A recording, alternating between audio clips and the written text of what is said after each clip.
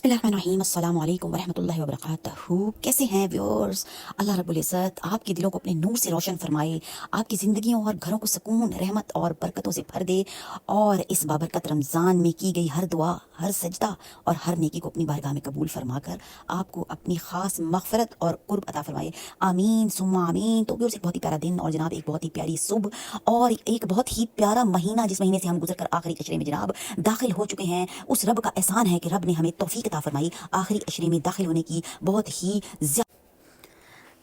इन 10 दिनों में जनाब हमें तलाश करना है रब ताला का कुर्ब, और जब मिल गया रब का कुर्ब तो बस दीन और दुनिया दोनों की भलाइयाँ जनाब हो जाएंगी हमें हासिल इंशाअल्लाह व ताला, क्योंकि ये रब का फरमान है, रब का हुक्म है, रब ने फरमाया है। तो व्यूअर्स,